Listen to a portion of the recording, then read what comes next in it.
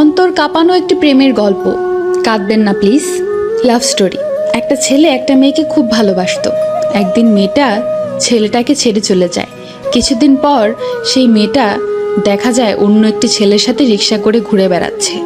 অতঃপর পূর্বের ছেলেটি ক্ষিপ্ত হয়ে মেয়েটার বাসায় যায়, গিয়ে মেয়েটার গালে সজোরে থাপ্পড় মারে আর বলে, তুই এত খারাপ এটা আগে জানতাম না, জানলে তোর মতো নর্তকীর সাথে প্রেম করতাম না, তুই আসলেই একটা নষ্টা মেয়ে ইত্যাদি বলে মেয়েটাকে গালিগালাজ করে। কিন্তু মেয়েটা কোনো রেসপন্স দেয় না, অপরাধীর মতো সব সহ্য করে।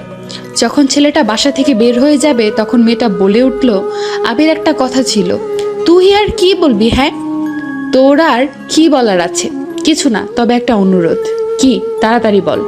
তুমি অন্য কাউকে বিয়ে করে সুখী হও, আর পারলে আমাকে ভুলে যেও।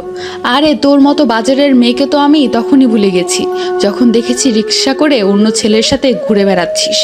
কথাগুলো বলে ছেলেটা চলে গেল। আর আরোহী বিছানায় শুয়ে চিৎকার করে কাঁদছে আর বলছে, হে আল্লাহ, তুমি কেন আমাকে এত কষ্ট দিচ্ছ? আমাকে তাড়াতাড়ি নিয়ে যাও। কিন্তু কিছুক্ষণ পর মেয়েটা ভাবছে, না, সব কিছু ঠিক আছে, আমি না হয় একটু কষ্টই পেলাম, কিন্তু আমার আবির তো এখন সুখী হবে, এটাই আমার কাছে বড় পাওয়া। তার এক সপ্তাহ পর মেয়েটার সামনে বিয়ের কার্ড হাতে ছেলেটা উপস্থিত। আরোহী, আমি আগামী শুক্রবার বিয়ে করতে যাচ্ছি, প্রথম দাওয়াতটা তোমাকেই দিলাম, আসবে তো? এসো, বলে ছেলেটা চলে গেল। তৎক্ষণাৎ আরোহীর চোখ থেকে দুফোঁটা জল গড়িয়ে পড়ল কার্ডের উপর। মেয়েটা ওপরের দিকে তাকিয়ে বলছে, হে আল্লাহ, আমি আর পারছি না, আমি নিজের চোখে আবিরের বিয়ে দেখতে পারবো না, তুমি একটু সহায় হও। আজ শুক্রবার, জুম্মার নামাজের পর আবিরের বিয়ের কার্য সম্পূর্ণ হয়। কিন্তু আবির বারবার তাকিয়ে দেখছে আরোহী আসে কিনা।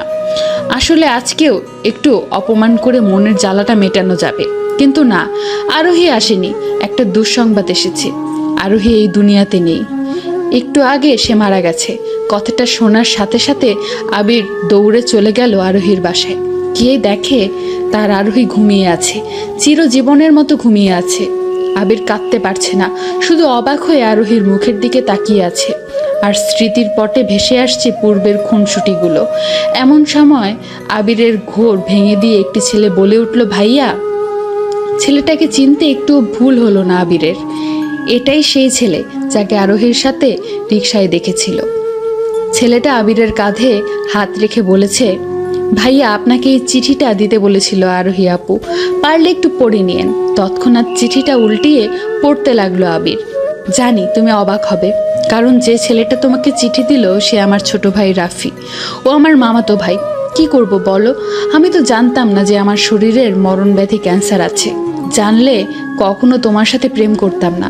যখন জানলাম আমি ক্যান্সারের রোগী, তখন আমার পায়ের নিচ থেকে মাটি সরে গিয়েছিল। সিদ্ধান্ত নিলাম তোমার থেকে দূরে সরে যাব, না হলে তো তুমি সুখী হতে পারবে না। এখন তুমি আমাকে ঘৃণা করো, আমার খুব ভালো লাগে, কিন্তু একটা কষ্টকে জানো, যখন তুমি আমাকে নষ্টা, নর্তকী, বাজারের মেয়ে বলেছিলে, তখন সত্যি খুব খারাপ লাগছিল আমার।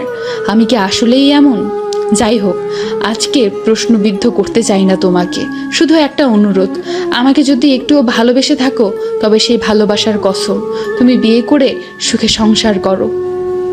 আমি সবসময় তোমাকে সুখী দেখতে চাই, আর এটাই তোমার কাছে আমার শেষ চাওয়া।